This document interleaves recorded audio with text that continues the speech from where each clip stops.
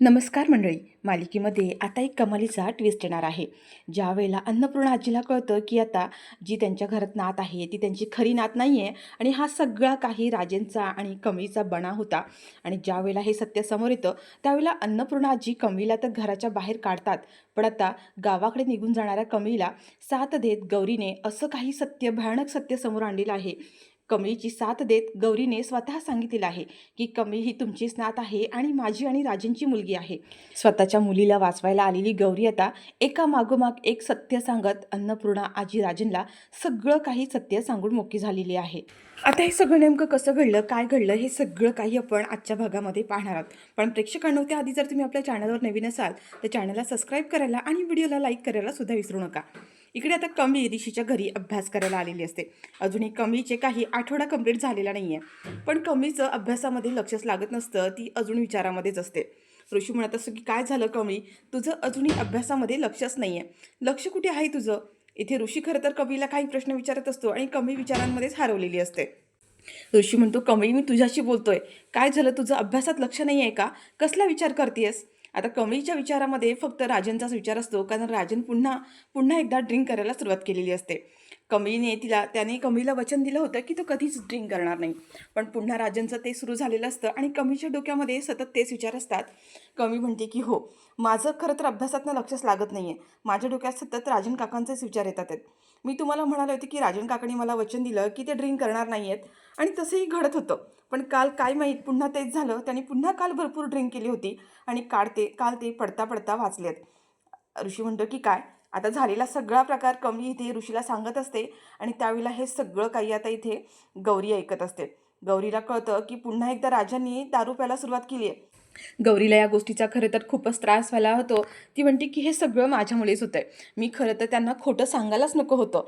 मी त्यावेळेला वाटलं होतं की हे सगळं ऐकल्यानंतर ते ह्या सगळ्यातून बाहेर पडतील, पण सगळं काही उलटंच झालं आहे. मला काही करून त्यांना भेटायलाच हवं, पण मी कशी भेटू आणि तिथे जाऊ पण शकत नाही आहे. आता इथे गौरीला काय करावं हेच कळत नाही आहे. तर इकडे ऋषी आणि कमळीचं बोलणं चालू आहे.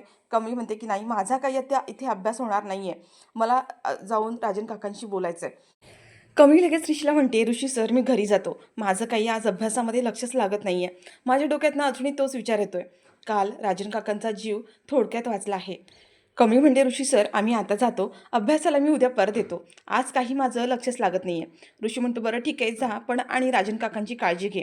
शक्यतो मी पण त्याला भेटण्याचा प्रयत्न करेन, पण मला खात्री आहे की तू त्याला ह्या सगळ्यातून नक्कीच बाहेर काढशील. आता हे सगळं काही गौरीने ऐकलेलं आहे आणि गौरीला वाटतं की काही झालं तरी ह्यांना आता खरं कळायलाच हवं. माझ्याचमुळे ह्यांनी दारू प्यायला सुरुवात केली आहे ना, मग आता मी त्यांना पुन्हा सगळं काही खरं सांगून टाकते. गौरी लगेच असे कागद घेते आणि त्या कागदावर चिठ्ठी लिहिते आणि म्हणते ती ही चिठ्ठी मी आता कमळीच्या बॅगेत ठेवते.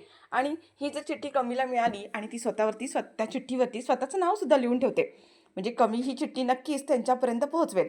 आता गौरीने ती लिहिलेली चिठ्ठी कमळीची जी ते बॅग असते त्या बॅगेत आता गौरी नेऊन ठेवते आणि गौरी देवी आईजवळ प्रार्थना करते की देवी आई ही चिठ्ठी त्यांच्यापर्यंत पोहोचू दे, काही कर पण ही चिठ्ठी त्यांच्यापर्यंत पोहोचायलाच हवी. इकडे निंगी आणि कमळी आता दोघीसुद्धा निघालेले आहेत. कमळी स्वतःची बॅग घेते आणि निघून ह्या थेट घरीच येतात. इकडे ज्या वेळेला कमळी आणि निंगी घरी येतात त्यावेळेला कामिणीला पाहून प्रचंड राग येतो. निंगी आणि कमळीला येताना जेव्हा कामिणी पाहते, कामिणी जाते आणि कमळीला जोरात मुद्दामच धक्का देते. कामिनी म्हणत असते की काल राजनला असंच पडता पडता तू वाचवलं होतंस ना, आज तुझी मी वाट लावते. आता इकडे कामिनी मुद्दाम धक्का देते आणि कमळी खालीच पडून जाते. इथे निगी म्हणते की एक कडवाजी दिसत नाही का तुला, डोळे फुटले का तुझे, पडली ना ती खाली. त्यावर आता लगेच कामिनी म्हणते, अरे बापरे कमळी तुला धक्का लागला, तू पडली का खाली. आता हिचा जो टोमणा असतो तो कमळीला खरं तर कळलेला असतो. इथे कामिनी मनातच म्हणत असते, काल जसा तू माझा प्लॅन फ्लॉप केलास ना एक दिवस मी हा प्लॅन सक्सेस करून दाखवेल आणि त्यावेळेला राजनच्या ठिकाणी तू असशील, असं ती म्हणत असते. आणि आता इथे जी अनिका आहे ती कमळीला उचलते आणि दोघीसुद्धा राजनच्या रूममध्ये येतात. राजन पुन्हाही दारू पिऊन त्याच अवस्थेमध्ये असतो. कमळी आणि आता ह्या दोघीसुद्धा त्याला समजवण्याचा प्रयत्न करत असतात. राजन म्हणतो की मला आता कशामध्ये इंटरेस्टच राहिलेला नाही आहे, तू काम कर एक कमळी, तू आत्ताच्या आत्ता जाऊन सगळं सत्य आईला सांगून टाक, तू माझी मुलगी नाही आहेस, तिची नात नाही आहेस, हे सगळं सांगून टाक, कारण माझी मुलगी तर ह्या जगातच नाही आहे. आणि मग मग आता ह्या सगळ्याला काय अर्थ आहे, तू जा आणि आईला सगळं सत्य सांगून टाक. आणि आता कमळी म्हणते, कमळीला सुद्धा असं वाटतं की राजन काका हे सांगतात तर आपण हे सत्य सांगूनच टाकावं. राजन म्हणत असतो की आत्ता मला हे ओझं झेपत नाही आहे, आता हा खोट्याचा ओझं खूप झालं, जा आणि आत्ताच्या आत्ता आईला सगळं सांगून टाक. कमी तिथून बाहेर येते आणि दरवाजातच तिच्याकडून चिठ्ठी पडते आणि ती चिठ्ठी आहे ती आता राजन पाहतो. राजनला वाटतं की ही कसली चिठ्ठी आहे. त्या चिठ्ठीवरती त्याला गौरीचं नाव दिसतं. ज्या क्षणी त्याला ते गौरीचं नाव दिसतं तो लगेचच जातो आणि ती चिठ्ठी ओपन करून पाहतो. तर त्या चिठ्ठीमध्ये गौरीने राजनसाठीच ती चिठ्ठी लिहिलेली असते. ज्या क्षणी राजन आता ती चिठ्ठी वाचतो त्याच्यासमोर खूप मोठं सत्य समोर आलेलं आहे. गौरीने त्यात लिहिलेलं आहे की त्याची मुलगी अजूनही जिवंत आहे आणि सरिताने सुद्धा म्हणजे गौरीने सुद्धा अजूनही लग्न केलेलं नाही आहे. गौरी अजूनही तुमचीच आहे असं तिने तो मेसेज दिलेला असतो. आणि ती चिठ्ठी वाचून राजनला तर आनंद होतो, तर कमी इकडे देवी आईच्या समोर येते आणि म्हणते की देवी आई, आज मी आजींसमोर सगळं सत्य समोर आणणार आहे. आजींना मी सगळं सांगून टाकणार आहे. फक्त हे सगळं पिळवण्याची आजींना ताकद दे. त्यानंतर ह्या सगळ्यानंतर त्या मला काय शिक्षा देतील हे मला माहीत नाही, पण आजींच्या तब्येतीची काळजी घे. त्यांच्यावर पुन्हा तेच संकट येऊ देऊ नकोस. कमी आता हे सगळं बोलते आणि बाहेर जात असते.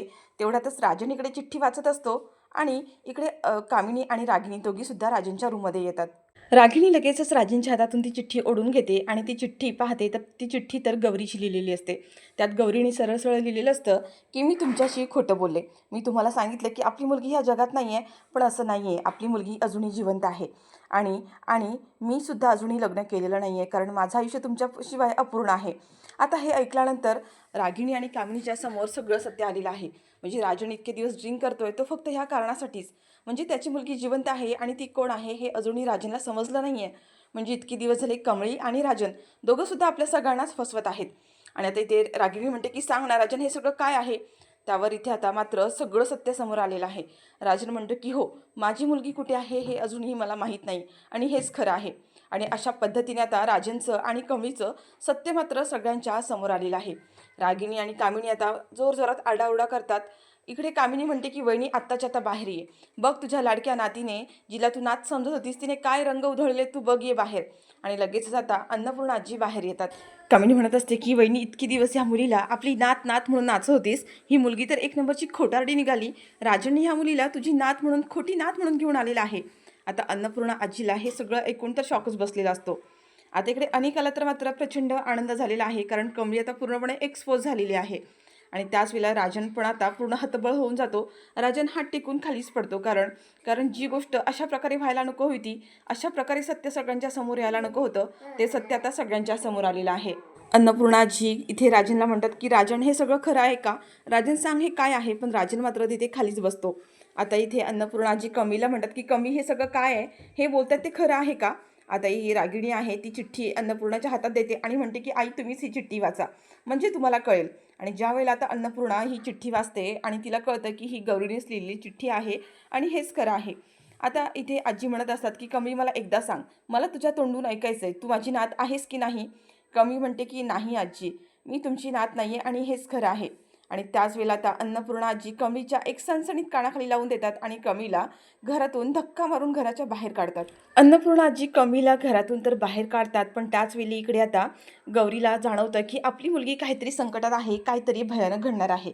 आणि त्याच वेळेला गौरी आता कसलाही विचार न करता थेट अन्नपूर्णांच्या घरी येते आणि कमीला, ज्या वेळेला अन्नपूर्णा आजीने घरात हाकलून दिलेलं असतं, आणि गौरी जाते आणि कमीला मिठी मारते आणि तिला म्हणते की कमी बाळा, तू माझी मुलगी आहेस आणि तूच राजनची मुलगी आहेस.